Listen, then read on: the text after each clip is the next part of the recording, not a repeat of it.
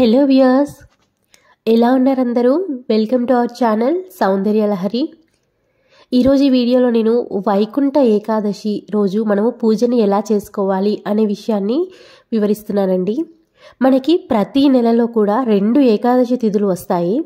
అలా మనకి సంవత్సరం మొత్తంలో 24, ఒక్కసారి అధిక మాసం వస్తే 26 సార్లు మనకు ఏకాదశి తిథి వస్తుంది. కానీ వైకుంఠ ఏకాదశి అనేది చాలా విశేషమైనదన్నమాట. అలాగే తొలి ఏకాదశి, వైకుంఠ ఏకాదశి ఈ 2 కూడా మనకి సంవత్సరం మొత్తంలో చాలా విశేషంగా మనము పూజ అనేది జరుపుకుంటాము. ఈ వైకుంఠ ఏకాదశి నాడు ఉత్తర ద్వార దర్శనం ఎందుకు చేసుకోవాలి అనే విషయాన్ని కూడా నేను చెప్తానండి. శ్రీ మహావిష్ణువు గరుడ వాహనుడైన 3 కోట్ల మంది ముక్కోటి దేవతలతో కలిసి భూలోకానికి దిగివచ్చి భక్తులకు దర్శనమిస్తారండి. అందుకనే దీనిని ముక్కోటి ఏకాదశి అనే పేరు వచ్చినట్టు అష్టాదశ పురాణాలు కూడా మనకు చెప్తున్నాయి. అయితే ఈ సంవత్సరం ఈ వైకుంఠ ఏకాదశి ఎప్పుడు వచ్చిందంటే జనవరి 9వ తారీఖు నుంచి జనవరి 10వ తారీఖు వరకు మనకు ఏకాదశి తిథి అయితే ఉంది. కానీ సూర్యోదయానికి ఏ తిథి అయితే ఉంటుందో ఆ రోజంతా ఆ తిథినే పరిగణిస్తాం. కాబట్టి మనకి 2025వ సంవత్సరంలో వైకుంఠ ఏకాదశి తిథి అనేది మనకి జనవరి 10వ తెల్లవారుజామునే ఏకాదశి గడియలు దాటిపోకముందే మనం ఉత్తర ద్వార దర్శనం చేసుకుంటే చాలా మంచిదండి. ఈ వైకుంఠ ఏకాదశి రోజున కంపల్సరిగా తెల్లవారుజామునే లేచి స్నానాదులన్నీ కూడా పూర్తి చేసుకోవాలండి. తర్వాత మనము ఉపవాస వ్రతం అనేది ప్రారంభించాలి. ఏకాదశి మనం ప్రతి నెలలో 2 ఏకాదశులు వస్తున్నాయి కదండి. ఏ ఏకాదశికైనా కూడా ఉపవాసం అనేది చాలా కంపల్సరిగా పాటించవలసిన నియమం అన్నమాట. ఉపవాసం చేస్తేనే ఆ రోజు మనం పూజ చేసిన ఫలితం అనేది దక్కుతుంది. అయితే మిగిలిన ఏకాదశులు చేసినా చేయకపోయినా ఈ వైకుంఠ ఏకాదశి రోజు మాత్రం తప్పకుండా ఉపవాసం ఉండడానికి ప్రయత్నించండి. గర్భిణీలు, చిన్నపిల్లలు, అలాగే ముసలివాళ్ళు వీళ్ళు ఎవరైనా కానీ ఉపవాసం చేయకపోయినా కూడా పర్వాలేదండి. చేయగలిగిన వాళ్ళు చేస్తే మాత్రం చాలా పుణ్యం అన్నమాట. ఈరోజు మనం ఎక్కడైతే పూజ చేసుకుందాము అనుకుంటున్నామో అక్కడ కొద్దిగా గంగా జలంతో కానీ లేదంటే పసుపుతో కానీ అలిక్కి దానిపైన అష్టదళ పద్మం ముగ్గు అనేది వేసుకొని కొద్దిగా పసుపు కుంకుమలు పెట్టుకొని దాని మీదుగా మనము విష్ణు రూపంలో ఉన్న ఏ స్వామి ఫోటో అయినా కానీ మనం పెట్టుకోవచ్చండి. వెంకటేశ్వర స్వామి కానీ, కృష్ణుడు కానీ, రాముడు కానీ ఎవరిదైనా కూడా మనం ఫోటో అనేది పెట్టుకోవచ్చు. ఈరోజు కంపల్సరీగా మనము, ఎందుకంటే విష్ణుమూర్తికి పూజ చేస్తున్నాం కాబట్టి పిండి దీపంలో నెయ్యి దీపం వెలిగిస్తే చాలా మంచిదండి. పిండి దీపాలు తయారు చేసుకొని పిండి దీపాలను స్వామివారి ఎదుట ఉంచి ఆవు నెయ్యితో దీపం అనేది వెలిగించి ధ్యానం చేస్తే చాలా మంచిది. తర్వాత అలాగే మనము ఏ పూజకైనా కూడా వినాయకుడితో మనం పూజ అనేది స్టార్ట్ చేస్తాం కాబట్టి ముందుగా వినాయకుడిని పెట్టుకొని పసుపు వినాయకుడు ఉంటే పసుపు వినాయకుడు అండి. మీ ఇంట్లో విగ్రహం లేనట్లయితే పసుపు వినాయకుడిని పెట్టుకోండి. నా దగ్గర వెండి విగ్రహం ఉంది కాబట్టి నేను వెండి విగ్రహానికే ఎప్పుడు కూడా పూజ చేస్తూ ఉంటానన్నమాట. ఇలా వినాయకుడి విగ్రహం పెట్టుకొని మనం ముందుగా స్వామికి షోడశోపచార పూజ చేయాలండి. షోడశోపచార పూజ అంటే మీకు ఐడియా ఉంటుంది కదా. నా ప్రీవియస్ వీడియోలో నేను ఆల్రెడీ చెప్పాను. మీకు ఒకవేళ మిస్ అయినట్లయితే ఆ వీడియో లింక్ అనేది నేను డిస్క్రిప్షన్లో ఇస్తానండి. ఒకసారి తప్పకుండా చూడండి. ముందుగా వినాయకుడికి షోడశోపచార పూజ అనేది చేసి స్వామివారికి కొద్దిగా బెల్లం అయినా కానీ నైవేద్యంగా పెట్టి తర్వాత స్వామివారికి అష్టోత్తర శతనామావళి పూజ అనేది చేసి మనం అక్షింతలతో కానీ పువ్వులతో కానీ దేనితో అయినా కానీ చేయొచ్చండి అష్టోత్తర శతనామావళి పూజ. ఆ తర్వాత మనము వినాయకుడికి ముందుగా హారతి ఇచ్చి పీఠాన్ని కదపాలన్నమాట.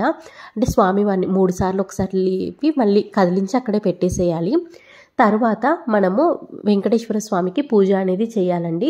ఈ వెంకటేశ్వర స్వామికి నా దగ్గర ఇలా 3 నామాలతో ఉన్న స్వామిది ప్రతిమ ఉంది కాబట్టి నేను చేసుకుంటున్నానండి. లేదంటే డైరెక్ట్గా మనం ఫోటో దగ్గరే మనం పూజ అనేది చేసుకోవచ్చు.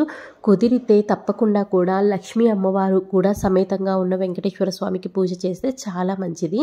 నా దగ్గర విగ్రహం కూడా ఉంది కాబట్టి ఇలా నేను పక్కనే పెట్టేసి నేను పూజ చేస్తున్నాను అనమాట.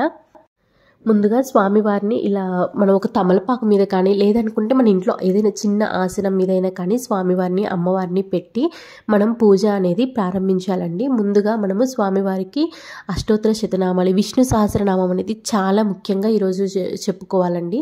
విష్ణు సహస్రనామము అన్నీ కూడా మనము అక్షింతలతో కానీ పువ్వులతో కానీ మనం విష్ణు సహస్రనామం చదువుకొని పూజ అంటే హడావిడిగా ఎక్కువ ఉండదండి. కానీ ఈరోజు పూజకి ఒక మెయిన్గా ఉండవలసిన నియమం ఏమిటంటే తప్పకుండా ఉపవాసం అనేది చేయాలండి. ఉపవాసం ఉండగలిగే వాళ్ళు చేయాలి. అలాగే స్వామివారి ముందు పిండితో చేసిన ప్రమిదల్ని ఉంచి వాటిలో కొద్దిగా ఆవు నెయ్యితో మనము దీపారాధన అనేది కంపల్సరీగా చేయాలండి. చాలా మంచిది. ఈ తర్వాత మనము పూజ అంతా అయిపోయిన తర్వాత ఈ పిండి దీపాలను మనము ఏదైనా ఎవరు తొక్కని ప్రదేశంలో మొక్కల దగ్గర వేస్తే అవి చీమలు తింటూ ఉంటాయి కదండి, లేదంటే ఆవులైనా కానీ తింటూ ఉంటాయి కదా. సో వాటికి పెట్టిన పుణ్యం అనేది మనకి వస్తుందన్నమాట.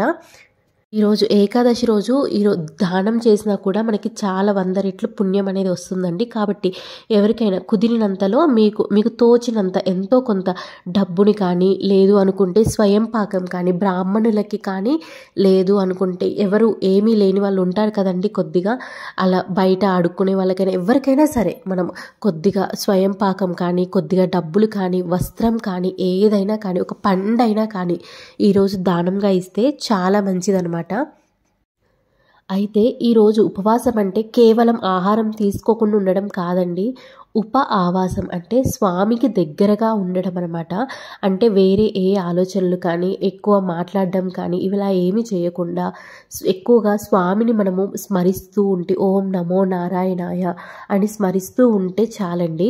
అయితే ఈ ఏకాదశి రోజు భోజనం ఎందుకు చేయకూడదు అంటారంటే, విష్ణు పురాణం ప్రకారం ముర అనే రాక్షసుడు దేవతల్ని ఇబ్బంది పెట్టడంతో వాళ్ళంతా తమని రక్షించమంటూ విష్ణుమూర్తిని వేడుకున్నారట. దాంతో స్వామి అతన్ని అంతమొందించేందుకు సిద్ధమయ్యేటట. అది తెలిసిన అసురుడు సముద్ర గర్భంలో దాక్కోవడంతో విష్ణుమూర్తి కూడా ఓ గుహలోకి వెళ్ళి నిద్రిస్తున్నట్లుగా నటించాడట. దాంతో ముర బయటకు వచ్చి స్వామిని సంహరించేందుకు ప్రయత్నిస్తున్న సమయంలో మహాలక్ష్మి శక్తి రూపంలో వచ్చి అతడిని వధించిందట. స్వామి సంతోషించి ఆ శక్తికి ఏకాదశి అనే పేరు పెట్టి ఏదైనా వరం కోరుకోమన్నాడట. మురను సంహరించిన రోజున ఉపవాసం ఉన్నవారి పాపాలను పోగొట్టమంటూ ఆ శక్తి వేడుకోవడంతో స్వామి తదాస్తు అనడంతో వైకుంఠ ప్రాప్తి కలుగుతుందని వరమిచ్చాడట. అప్పట్నుంచి వైకుంఠ ఏకాదశిని జరుపుకోవడం మొదలుపెట్టారని అంటారు. మురాసురుణ్ణి సంహరించే సమయంలో అతడు బియ్యంలో దాక్కోవడం వల్లనే ఉపవాసం ఉండాలని నియమం వచ్చిందని చెబుతారు. ఈ రోజున ఉపవాసము, ధ్యానం చేయడం వలన మిగతా 23 ఏకాదశుల ఉపవాసం ఉన్న ఫలితం కలుగుతుందని విష్ణు పురాణం మనకు చెబుతుంది. అసలు ఏకాదశి అంతరార్థం ఏంటంటే, ఏకాదశి అంటే 11 అండి. 5 కర్మేంద్రియాలు, 5 జ్ఞానేంద్రియాలు, ఒక మనసు కలిపి మొత్తం 11.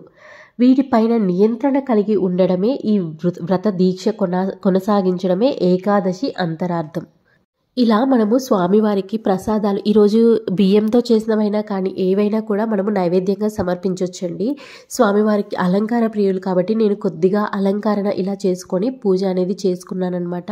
స్వామివారికి నైవేద్యంగా మనము ఈరోజు చక్కెర పొంగలి, పులిహార, అలాగే దద్దోజనం ఇలా ఏమైనా కూడా మనము పెట్టొచ్చు. కంపల్సరిగా ఏ పూజలో అయినా కూడా వడపప్పు, బెల్లము, పానకము ఈ 3 మాత్రం ఉండేలాగా చూసుకుంటే మంచిదండి. ఎందుకంటే వడపప్పు, పానకం అనేది మనకి స్వామివారు మనకి ఐశ్వర్యాన్ని ఇస్తారు అని అంటారండి. మనము వడపప్పు, పానకాన్ని స్వామివారికి నైవేద్యంగా నివేదిస్తే మనకి ఐశ్వర్య ప్రాప్తి అనేది కలుగుతుంది అంటారండి. ఇలా మనము నైవేద్యం అన్నీ కూడా సమర్పించిన తర్వాత మనం స్వామివారికి హారతినిచ్చేయాలండి. కుదిరితే సాయంత్రం పూట కూడా పూజ చేసుకోవాలండి. ఈరోజు పూజ చేసుకున్న తర్వాత ఈరోజు అంతా కూడా ఉపవాస దీక్ష ప్రారంభించి తర్వాత సాయంత్రం పూట మనము భోజనం అనేది చేసుకోవచ్చు. కాకపోతే ఈరోజు అన్నం తినకుండా ఇంకా మిగిలిన పదార్థాలు తినొచ్చండి. పండ్లు కానీ, టిఫిన్స్ అయినా ఏమైనా కూడా తినవచ్చు అనమాట. అయితే ఈరోజు ఉత్తర ద్వార దర్శనం చేసుకుంటే చాలా మంచిదండి. వైకుంఠ ఏకాదశి రోజున శ్రీ మహావిష్ణువును ఉత్తర ద్వారం నుంచి దర్శించుకోవాలని చాలామంది ఆరాటపడుతూ ఉంటారు. వైకుంఠ తలుపులు తెలుసుకోగానే ఈ పర్వదినాన శ్రీహరి ముక్కోటి దేవతలతో భూలోకానికి వచ్చి భక్తులకు దర్శనమిస్తాడు. పురాణాల ప్రకారం ఒకప్పుడు రాక్షసుల హింసను భరించలేక దేవతలందరూ కలిసి ఉత్తర ద్వారం నుంచి ప్రవేశించి శ్రీ మహావిష్ణువును దర్శించుకొని తమ గోడును వెళ్ళబోసుకున్నారు. అప్పుడు శ్రీ మహావిష్ణువు అనుగ్రహించి రాక్షసుల బాధ నుంచి విముక్తిని కలిగించడానికి అందుకే ఉత్తర ద్వార దర్శనం చేసుకుంటే మనల్ని వెంటాడుతున్న సమస్యలన్నిటికీ కూడా పరిష్కారం లభిస్తుందని భక్తుల నమ్మకం. ఇలా పూజ చేసుకున్న తర్వాత మనము ఈరోజు స్వామివారిని దర్శించుకుంటే విష్ణు దేవాలయాలు ఏ దేవాలైనా కూడా మనము సందర్శించుకోవచ్చు అండి. వెంకటేశ్వర స్వామి ఆలయం కానీ, రామాలయం కానీ, లేదు అనుకుంటే కృష్ణుడికి సంబంధించిన ఆలయం కానీ, ఏ విష్ణుమూర్తికి సంబంధించిన ఆలయమైనా కూడా మనం వెళ్ళి దర్శించుకోవచ్చు అండి. ఇదండి ఈరోజు వీడియో. ఈ వీడియో మీకు నచ్చితే లైక్ చేయండి, ఇంకా ఎవరికైనా యూజ్ అవుతుంది అనుకుంటే షేర్ చేయండి. అలాగే నా ఛానల్ని సబ్స్క్రైబ్ చేసుకొని పక్కనే ఉన్న బెల్ ఐకాన్ని క్లిక్ చేయండి. Thank you so much.